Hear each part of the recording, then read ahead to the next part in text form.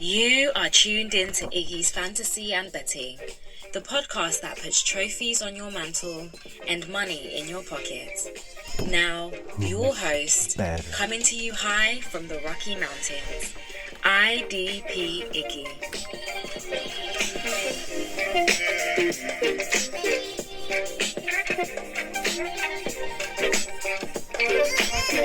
I said it.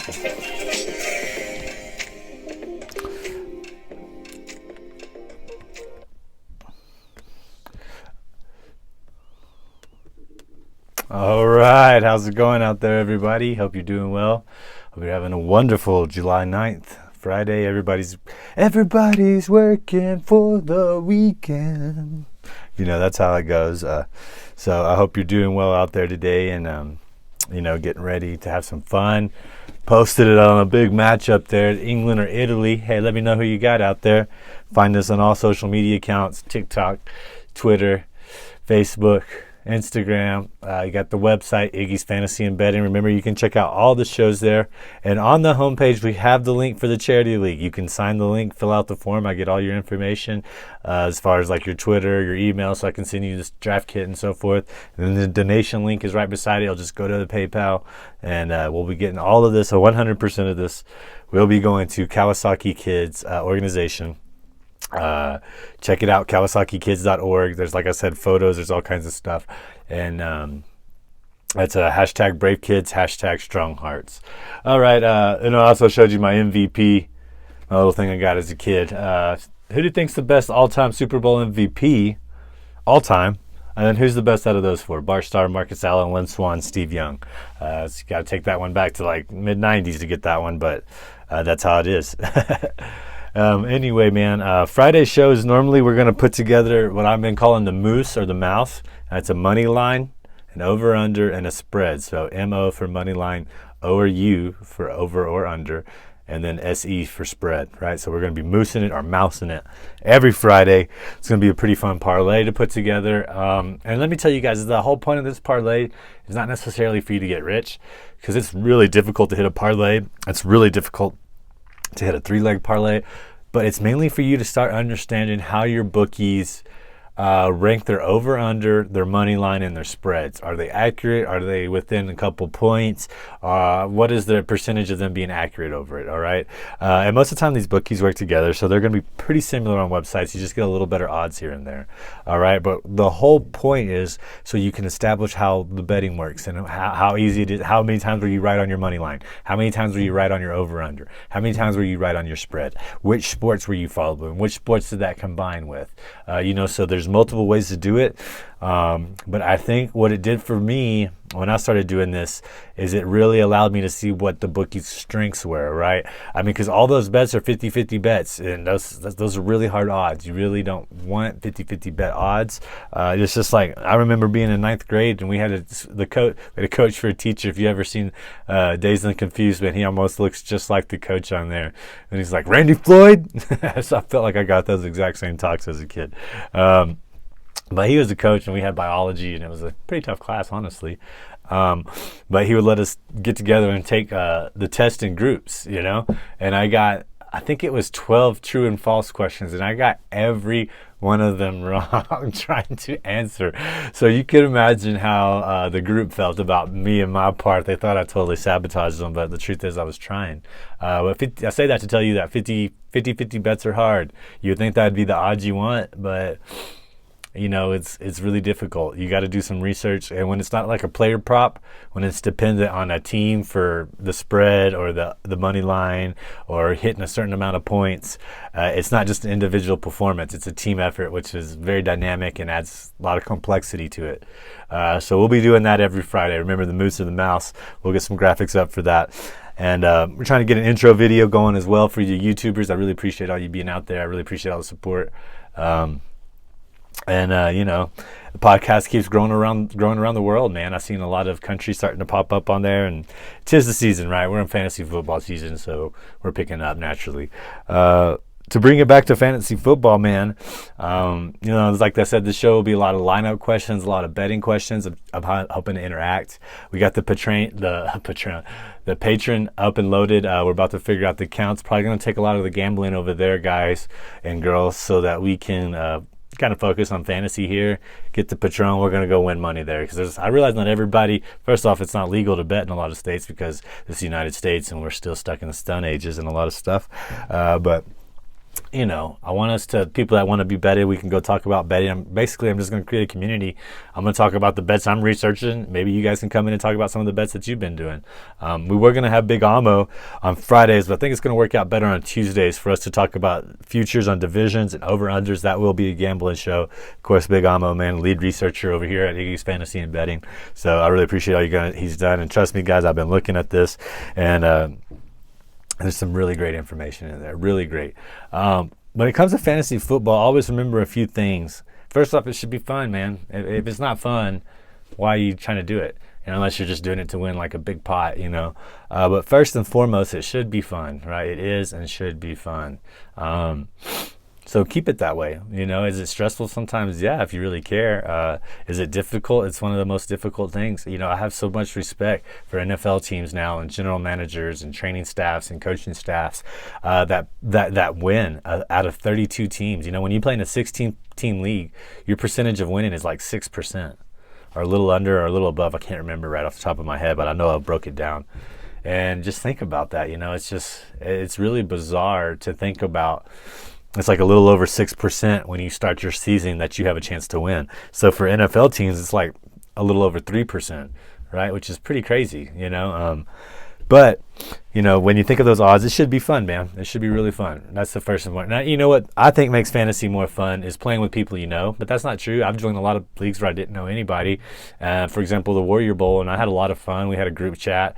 So shout out to all those Warrior Bowl peeps. Monday's mock draft, speaking of, will be a Warrior Bowl based mock draft. So, tune in for that if you guys are a part of that. But second of all, you got to employ a strategy. You can't just draft players on your favorite team. You can draft, you really shouldn't have more than 2, sometimes 3 players from the same teams, depending on bye weeks and so forth, because you're putting too much of your eggs in one basket. All right, you got to spread it around. You got to look at weekly matchups, and you got to look at that cheat sheet. Like I said, I try not to talk too much about it, but we can take a quick look right here. So let's say you're wanting to look week 3, pivotal week. Maybe you started 0-2, and you got some New York Giants players, but they're not really playing up to par. Daniel Jones hasn't been doing that great. The defense has kind of been holding him in a couple games. So let's go look at that for an example of what we would like to do with week 3, Atlanta versus New York. So you're kind of in a conundrum, like, oh man, they're kind of even. They're both equally crappy. How do I look at this? And this applies to betting and to fantasy, right? So I'll look at it real quick. We'll go down, the Big O cheat sheet. For example, got New York Giants, and we're going to look at the New York Giants on the cheat sheet. New York Giants, Joe Judge, coach since 2020, Jason Garrett. What is their style? A balanced approach, a little bit balanced with a little tilt towards run. I look at their QB rankings. For them, I have a no-go on the QB, a go on the running back. The wide receivers a no-go, and their tight ends mediocre with Evan Ingram and Kyle Rudolph, so that's how I'll rank it. And then we go look at Atlanta's offense. Atlanta Falcons head coach Arthur Smith, his first year. Kind of don't know what to expect, really. We do have Dave Ragoon, and I listed out all these coordinators for you. I went and researched kind of what they do, because some of these guys are new. Some of these coordinators like Bill Lauser and Bill Callahan and Alex Van Pelt and Pat Shurmur, I know what those guys do. I've been watching them for a decade. I've been studying their offense. Dave Ragoon is new to me, but I put him. He's a quarterback focus usually, so he's kind of going to a different kind of style quarterback with Matt Ryan, who's older, not as mobile, but he is an NFL MVP, right? So we go back over there, we look at it. Dave Ragoon, quarterback focus, passing. I give him a check mark on their quarterback. I got an X on their running back, Mike Davis. There's a lot of hype. I need to see him again. I need to see him with this offense. I saw what he did with Carolina. They're built to run the ball. They have Christian McCaffrey. Atlanta is built to pass the ball. They've had Matt Ryan for over a decade. MVP, gone to Super Bowl with him, so forth. Let's see if that offensive line can hold up as good as people think with their running back. This is like what the cheat sheet's good for, just stuff like that. And then wide receivers, check mark, tight ends, check mark. So we get that. Let's go look at the defense side of the ball real quick. Atlanta Falcons, Dean Pease is the defensive coordinator. He runs a 4-3. Defensive lineman, not so great. The linebackers giving them kind of a check or even. And then Atlanta DB's giving them an X. Keanu Neal's gone. They're going to be hurt in the secondary. All right, we go down to New York. All right, New York. Patrick Graham's the defensive coordinator. We got 3-4 defense being employed. We got a check mark for the Giants. And then even on the linebackers, Blake Martinez, but after that it really just drops off pretty fast. And of course they get a check mark on the defensive backs. It's hard not to like they got one of the best out there, Bradbury, Peppers. They're going to be doing some great things back there, and that's Brian, I believe, is still there. So we go look at that, right? So let's say we have Kyle Pitts and we got Sterling Shepard, right? And you're looking for which one in the flex. Let's say Kyle Pitts by week 3's got 0 touchdowns and he's got 120 something yards, right? Let's just say he made like 60 yards average. Let's say Sterling Shepard, on the other hand. Or let's go with Tony. Let's keep it rookie. All right, rookie. We got Tony over here for the New York Giants. Daniel Jones is going to take him time to develop the rhythm. But let's say I got both of them, Kyle Pitts and Tony in the flex. Like, oh, man, he's got about 140 yards, no touchdowns. Well, we go back and look at it. Like I said, New York offense, I have them ranked. Like I said, the Giants, their strength is their running back, the wide receivers not so much, the quarterback not so much. But then I go look down at Atlanta's defense. Oh man, they don't have one check mark. They don't have one check mark on their defense. Their defense is going to be pretty weak. Kyle Pitts may be getting lined up against Bradbury. He could be lining up against Peppers, as a safety. I do not think that Pitts would have a good game in that matchup. Dude, just simply looking at this cheat sheet, you don't really have to know too much other than the players in your lineup. You go look at the cheat sheet. Okay, I got Sterling Shepard, Kyle Pitts. It looks like, New York's got a little better defense right now. He's going to be locked up against Peppers or Bradbury, or somebody's going to be shutting down Kyle Pitts probably, right? Okay, I go look at Sterling Shepard. I don't even know who the DB is going to be across from him.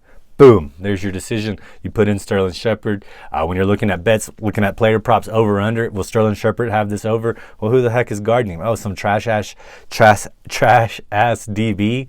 Boom, we're putting Sterling Shepard on the player prop. Let's say his line's really small. Oh, he's only 42 yards. Boom, we're getting on it right then and there, right?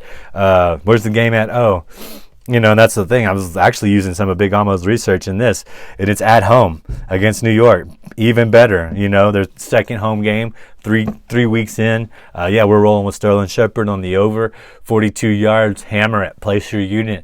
And then we're also going to roll with Sterling Shepard for fantasy as opposed to Kyle Pitts because Atlanta has a weaker secondary, right? And so that's a way to look at it, right? That's just one example of how to break down this cheat sheet that I've been telling you guys so much about. All right. And that's the thing. That's kind of the point of fantasy football. You got to look for the right angles. You got to do research. It's a feeling, and I'm okay if you go with feeling. I'm not somebody that's just so much like, you got to do stats or you got to do what I say, yada, yada, yada. To each their own, man. Like I told you guys, there's more than one way to pet a cat, baby. And figure out which way works for you. And then apply it, man, and keep doing it weekly basis. Check on the waiver wires. Don't be scared to trade players. Don't be scared to let players go. Trading's kind of one of the funnest things to me in fantasy football. Make sure you have a good commissioner. If you are a commissioner and you're listening, set up your league to be fun. Try to make it engaging. It's hard sometimes. Because I try to write a lot of stories and I try to get people involved and make sure that I notice them and I notice their team and I appreciate everything they're doing. And then you just have people that won't even acknowledge it at all, which is cool. But if you are a commissioner, it's your job to make sure that presentation's there. If they aren't receptive to it or if they're not as engaged, cool. But you as a commissioner should always be engaged. So that brings me to my last point, I guess, is like, if you're joining a league, try to know the commissioner. If you don't know the commissioner at all and they're asking for money, don't get burnt. All right, don't be just giving your money to somebody so they can go, put it up in the air, party with it, or whatever else they may be doing with that money that they're scamming you with. All right, because there's a lot of scam artists out there. I see them in the fantasy football world, and I sadly can't say that I haven't been affected by those, or I haven't been scammed by somebody like that. So know your commissioner. Commissioners are going to set up all the fun. I've heard of commissioners changing rules so they can win, or so that their friend can win. You don't want to play in those leagues, man. You want somebody that's going to keep it legit, that's going to be fair, that's going to be fun, that's going to be engaging, all right? Because me personally, if I got to cheat to win, I don't want to play, because I feel confident I can beat basically anybody in any kind of competitive sport, from chess to synchronized swimming, and anything in between. I feel like that's who I am, and that's who I thrive off of being. And so keep that in mind, man. When it comes to betting, though, we need to make sure we're accurate. Like I said, we're going to get the Patron going. We're going to get a group of people. I'm already joining more and more people on Instagram and Facebook and putting together stuff.